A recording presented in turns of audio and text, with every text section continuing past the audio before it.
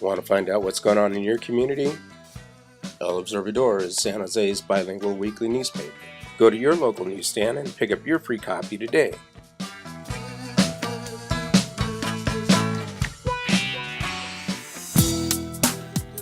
Looking for the skills and training you need to get a new career? Call CTC, the Center for Training and Careers, and start working towards that new career today. Call CTC in San Jose.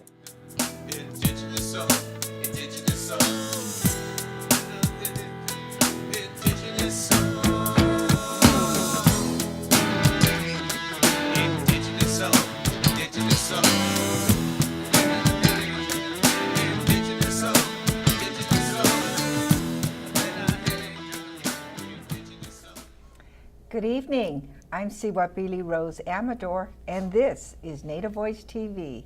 Welcome to the show. Today I have with me as co-host Cipactzin David Romero. Welcome, David. Thank you, Rose. It's a pleasure to be here in front of the camera instead of behind a camera. That's right. David's normally taking still shots for NativeVoiceTV and has for many years now, and he also has his own radio program on KKUP called Indian Time. Mm-hmm. And that airs when? That's on Sundays from 1 to 3 p.m. That's on the second and fourth Sundays of each month. And that's preempted by a marathon. All right, so make sure you tune in for David's show. And today we'd like to welcome Pedro Pete Molina, and he is the Assistant Secretary of Native American Affairs for the state of California. And you are the first in the nation to be in this position. Congratulations and welcome to the show. Thank you. I'm honored to be here. Well, give us a little bit of background, what tribe you represent, and a little bit of background of yourself first. I'm from the Yaqui Nation in Tucson, Arizona, and we migrated here a long time ago as migrant workers and spent most of my career with the Veterans Hospital. I worked 39 years there, retired last year to take this appointment with the governor. The last governor appointed me to this, to be the first in the nation as this position, very honorable position to do. Absolutely. It's a shame we had to wait that long to get this position. That's true. Now, what do you think are the most critical issues facing Native veterans at this time? Well, we have in the Indian veteran community, I see some of the issues, and that's how my position came about as a veteran advocate. Most of the time, our veterans don't know about their benefits and what they have out there, and their family members as well. So we do a great job as an organization throughout the state trying to get the word out with the American Indian Veteran Association, who also help in this effort to get the word out to our veterans. So benefits is one, healthcare is one. There are a lot of things facing our veterans, homelessness, employment. So all these issues fall in line with what I'm doing here for the state of California. Now, you've both been involved, and one of the reasons I asked Cipactzin to co-host is he's also a veteran Yes, of from the United States Air Force. the Air Force. During the Vietnam era conflict, and that's what brought me to be in a lot of these veterans groups. I was in the GI Forum for a while, and then I stepped into the Native American veterans groups, and the first one was from Fresno, AIVA. And you both participated in a parade, which was another first, right? Tell me about that. Back in 2006, the Native Americans have never been Grand Marshals of a Veterans Day parade, and in Fresno, California, for the first time ever, we were selected to be the Grand Marshals, and that was a great honor. And during that time, we've also honored our Indian veterans with a medal that we gave out that day also, which was a great parade. We had over 500 participants in the parade. Wow. From different and tribes. I think Cipactzin, we're actually wearing a couple of these medals. One, you said is, you want to explain them? The Warriors Medal of Honor that was given at this parade to 1,000 American Indian veterans in Fresno, California, 2006. And then he's also wearing the tribal, for my tribe, the Yaqui tribe medal of our deer dancer from the PassquaYaqui tribe. Beautiful. Both these medals are in honor of our warriors As you know, our Indian veterans have been around since day one, every conflict the United States has been in, so starting from the Civil War to now. Right. You know, one of the issues I heard recently regarding the Veterans Hospital in Palo Alto was that they had eliminated the sweat lodge. And can you explain a little bit about why that would have happened? And you mentioned something about this incident that happened in Arizona. Well, a few months ago, I believe it was last year, where they had an incident in Arizona, in Phoenix, where there non-native. Yes, where they had a little incident with the sweat lodge. So the Veterans Hospital, I believe, kind of got worried about that, so they went around closing some of our sweat lodges, and one was the one at Menlo Park, which at one time was the best practice in the nation for PTSD for our veterans. And this falls under traditional healing for our Native veterans. As you know, not all Natives like to take pills, Western medicine, so we like to practice our way, which is traditional healing. And we're working on that, and hopefully the VA will come around eventually and get that sweat lodge opened up. Right. It seems like maybe they should just outlaw non-natives from having sweat lodges, and then they wouldn't have that problem. That's what started the whole problem. That's right. That's right. Did you want to say? What kind of services do you see are lacking for Native Americans? Here in the state, I've been pretty busy for the last 15 months. Like I said, I retired from the Veterans Hospital March 1st, 2010. I was retired one day, March 2nd, and I was sworn in March 3rd. I like to say retirement was boring, so I was retired one day. But with that, my job took off. I've been hitting the ground, and some of the services that I'm looking at is that the state is lacking is tribal veteran representation, where our Indian veterans don't have their own veteran service officers. So we're working in the state to try to accomplish that, along with outreach programs with the state. In rural California, for example, there's no outreach to rural areas where our tribal members are at. So we're trying to establish a program called TOW, not like your feet, but TOW, and that stands for Tribal Outreach Workers. Right now it's run under volunteers with veteran organizations throughout the state, but we are looking to try to help fund some of those organizations. So I'm looking at tribes and maybe help with that. So. And there is very little funding for services such as that, and there never has been. Well, as you know, the budget here in California, there's no money for hardly anything anywhere right now. So some of the tribes have stepped forward. You know, for example, this year, some of the tribes that do have casinos have come forward to fund some of our programs. You know. I'm not sure if I should mention some of the tribes, is that okay?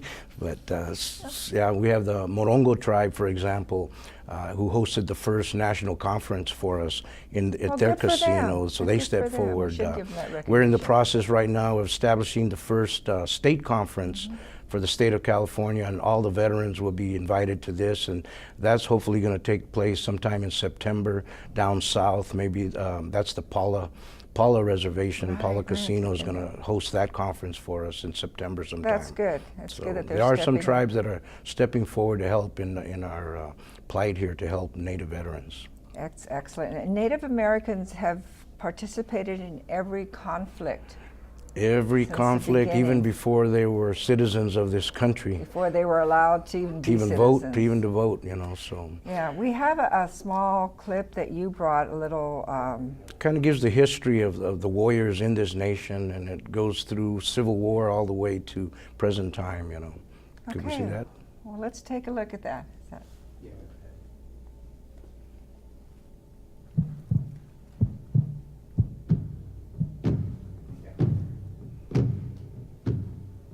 I was, I am, and I always will be the warrior. Not as some have portrayed me,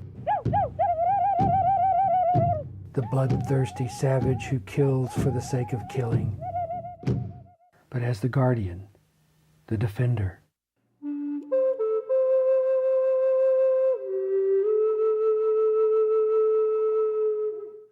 In the ancient days of my people, I learned to become a hunter and warrior by watching and imitating the creatures of nature. The animals taught us, and the medicine protected us. At America's beginning, I was there to teach the wilderness way of warfare, and thus were the British defeated. When America was divided, blue against gray, I was there as the white man pitted red man against red man. And when America sought to conquer the plains, my scouting instincts were put to use. And so it continued. In World War I went to France and fought for freedom, even though I wasn't allowed to be an American citizen. When hope of winning that war was almost gone, the language of my Choctaw brothers became the code that won that war. But it was soon forgotten. And during World War II, 25,000 of us, more per capita than any other race in the nation, left our homes to fight against our common enemies across the seas.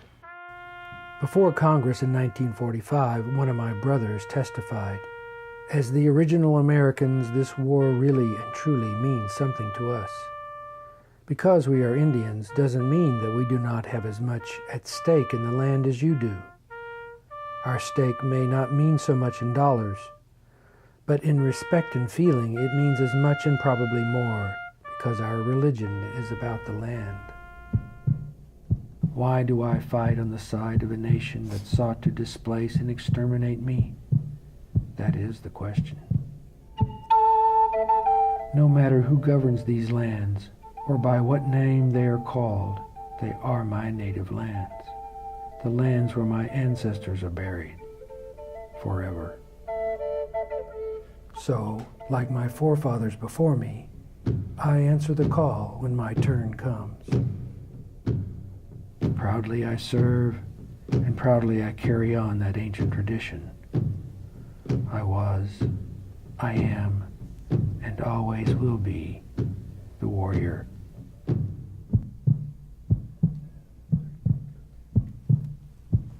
Wow, that's a pretty powerful Pretty piece. powerful message there. If anyone would like a copy of this, they can contact me. I believe my information will be around. Okay, and they can order a copy of this Yes, to show they to can. different Groups or to get the word out, use it at their gatherings or wherever. There's veterans. Wow, that's excellent. Yeah, I know you have, at some of the powwows that I've been to, some of the veterans, different veterans groups are there. How can they get information to the people? I mean, Basically, the best way is to get a hold of the state organization that is leading the charge here in the state is American Indian Veteran Association. There's 3 chapters in California. There's a Northern California, AIVA, we call it, Central California, AIVA, and Southern California, AIVA. And again, if you get a hold of me, I can give you information. And we're in a big push to try to get more members, because the idea is to try to organize all California Indian veterans under one. I like to say that it's time to speak with one voice for one goal. What affects one veteran affects all veterans. yeah, I know I've seen the AMVETs and AIVA at some of the powwows, and they do have information, but they're not at all the powwows. So if somebody is on a committee and they get a hold of you, per se, then you can get a hold of one of the groups. Or you. Or yes, or myself, thank you. And we can try to get one of the groups over there to give out the information at your powwows. Right, and we go to any type of conferences, we show up. Right now, the first time ever, we have a state commander for American Indian Veterans Association who's a female. It's never happened before. She spent 38 years in the Army, just got back from 3 years in Iraq. So she's very savvy, and she's pushing women veteran issues, which, again, we always forget about our female veterans. That's true. You know. Well, interestingly enough, our last show we had 2 Native American female veterans. You probably know both of them, Linda Woods and Allie Painted Crow. Oh yeah, I know them both. And so it was interesting to hear the different perspectives, because they were in different wars. One Right. was in the Vietnam War and the other was in the Iraqi war, yeah. So there were different perspectives. And tell me about what you hear about Native people, their experiences in the service. Were they discriminated against? You know, we've heard both sides. In some cases, I've heard stories, like for example, in Iraq, you know, they would go out there let's go get the Indians, you know, and basically they were talking about the Iraqis. But yes, it's still there, you know, and we've struggled with it all along. You know, we hear if you're a Native, like during Vietnam, they call you chief, for example, you know, so some of those stereotyping still exist in the military, but they're getting better. They're getting better, huh? That's good. Now, as far as services for Native people, there's the hospitals and then there's the health clinics, and can you kind of explain how those differ? As far as the services go? Basically, all veterans have health care. You've earned it. As long as you're honorably discharged, you have health care with the Veterans Hospital. But being Native, you also have the choice of going to IHS, Indian Health Services. So sometimes what we have and we find right now that is happening is an Indian veteran may go to Indian Health Services and they'll tell them, well, you're a veteran, go to the VA hospital. And then when they get to the VA hospital, they say, well, you're Native, go to IHS. So a lot of them get upset and don't go anywhere. So that is why it's very important to get the word out and to do outreach into them and get the word out, basically, with our veteran organizations. Is there any advantage going to one over the other? Basically, the advantage would be, in which right now we're trying to get memorandums of understanding signed with the VA hospital and IHS. For example, if a veteran goes to IHS, you pull away from grants, and so they're funded under grant money. Whereas their funding, really, they have their funding with the VA. So we're in the process of trying to land some memorandums of understanding where the VA maybe give the money to IHS in case a veteran does go to IHS. That would help with funding. And that would be better as far as cultural sensitivity if the money follows the veteran instead of the other way around. Correct. Plus, a lot of the veterans, it's a transportation issue. A lot of our vets who live up in the mountains, it's hard for them to travel and get down to the VA hospital, which in some cases could be up to 100 miles to go to a clinic or to a VA. So they'd rather stay on their own Indian Health Services. But again, they take money away from other members, tribal members, because they are veterans. So we are working on that. Well, that would be something, a great goal to accomplish. How can people, both veterans, non-veterans, natives and non-natives, help your cause? And you were mentioning that even your position may not stay with all these budget cuts and everything, and it seems like something like this, a position representing Native American people, should have existed a long time ago, let alone just right now and maybe even temporarily. How can people help? Correct. As you know, again, I was first in the nation ever to be appointed by a governor, and I'm waiting for reappointment by this governor. But I feel that Native people need to know that it's much needed right now, a position like mine, to try to bring all our tribal veterans together in this state. It has never happened. It's a very difficult job. You're looking at over 160 tribes here in California. So all of them have issues, all of them have problems that need to be addressed, and some of them, again, you know, healthcare, homelessness, education, employment right now is running rampant, you know. So and discrimination. And discrimination also. So what we need to do is let our state officials know that to do this, you know, if we can. That's good. So make sure that, you know, you write to the governor and tell him to continue this position and reappoint Pete to represent Native Americans. Veterans. And also that there's adequate services for our people. Yes, yes.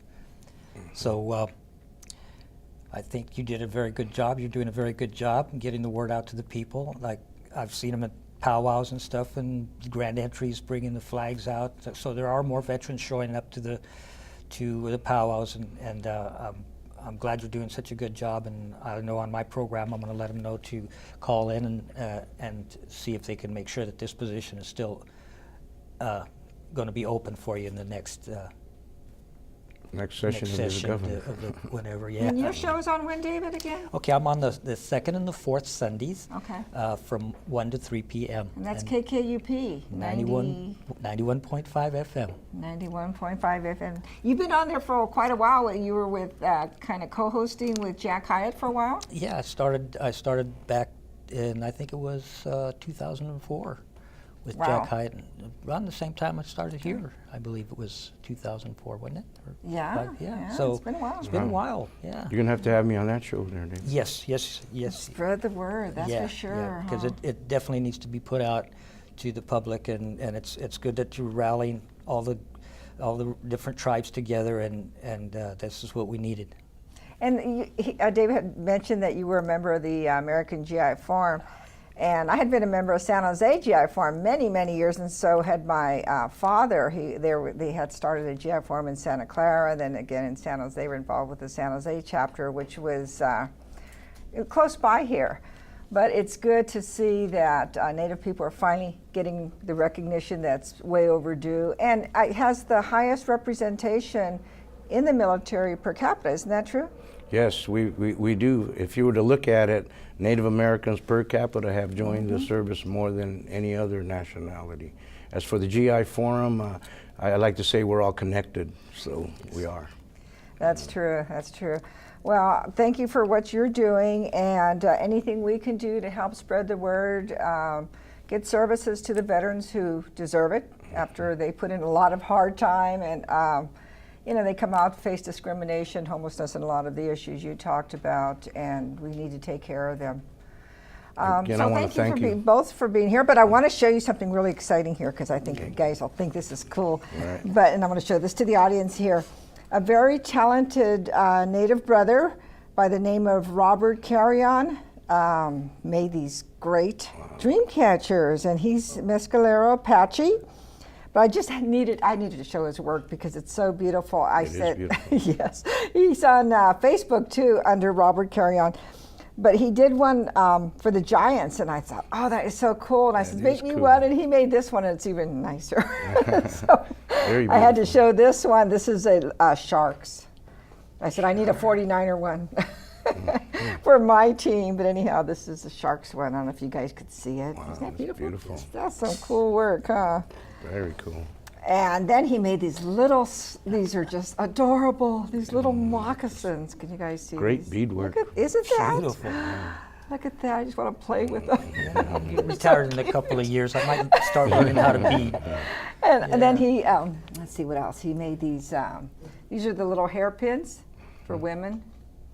You guys catching this? You can't miss this. This is great. I just love this work. This is, okay, the last one I'll show, but they're all hanging here. This is a little world. See, a little world, and then the way it's the little, isn't that cool? But I figure, oh, he's so talented, he probably can make, see, what branch of the military were you in again? Yeah, the United Army. States Air Force. See, he can make Air Force, Army. Now, there you go. Yeah, An untapped market right here. that's for sure. But I thought that was Military so will buy 'em. Good fundraiser for me. Yes. Yeah, There we go. so, yeah, you're right.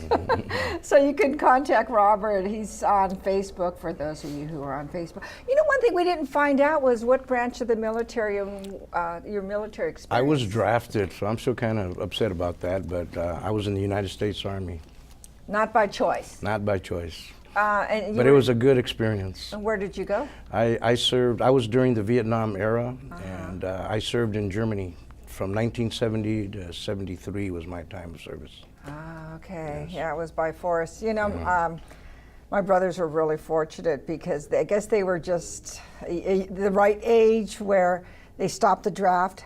And my one brother got drafted, but then he just stayed in the United States. So, you know, it was it was scary during that time that anybody could get drafted and sent over there, and just your whole life changed. Well, my whole life I can't win a bingo game. They have a national lottery. My number was 3. Are you serious? Serious. It was number 3. So I definitely was going. I did a 2-year hitch, then I extended a year to go to Europe, and I was actually there during the 72 Olympics, which was pretty nice. Oh, well, at least in something Munich. good came out of it. Yeah. Wow. I And was there. then before you got this appointment, you worked in Veterans Affairs. 39 years I worked for did the you VA. I ran the dietetic department for Fresno VA Hospital. People say, Pete, you don't look that old. I try to tell them, well, I was born 1951 BC, before casinos. Oh, that's a good one. So I did serve as a veteran advocate all that time. throughout the state or in that particular Just in that area? one facility, but I held many positions with the VA hospital. I sat on a lot of national boards for the health department, always in Native American or Hispanic organizations for the VA. Oh, that's great. That's great. And I just recently got an appointment with the VA as the minority veteran advocate for Native American veterans for the VA hospital, and that was appointed by General Chinsicki, who runs the VA hospitals in the nation. He sits on the president's cabinet also. So on a day-to-day, what do you do? Do you go to the different reservations or the hospitals? Basically on a day-to-day basis, sometimes I do on-site visits to veteran hospitals, see how minorities are being treated, if we're making sure we're getting the word out. Promotions, for example, that minorities are stepping forward with promotions for veterans. As you know, a lot of them have training in the military, but when you come out here, it doesn't count for anything. Right, so that's a big problem right now. So you kind of identify them as far as being eligible for some of these positions they probably wouldn't even think of applying for. Right, right. So they do have veteran preferences that veterans need to know about. You know, city, county, statewide, federal-wide, you do get a preference as a veteran. And it's important for the veterans out there to, if you don't already know this, I think a lot of them know, to apply for these positions, because you will get that preference. Sure. And right now jobs are very scarce, as we all know. Sure so it's important to get some representation and get people in these positions. So we have a voice.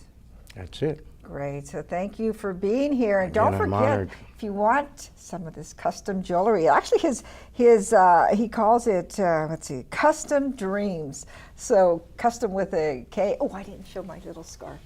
This you put on your shoulders. But this is really cool because you're at a pom-on, you didn't bring a little covering, you can put this on. So this is really cool, it's all beaded. But thank you for being here. I'll stop showing all this cool stuff. But you can contact Robert yourself. It's Robert Carrion. And thank you for being here again. I'm honored to be here. Thank you for being co-host. And thank you for joining us. We'll see you again next week. Good night.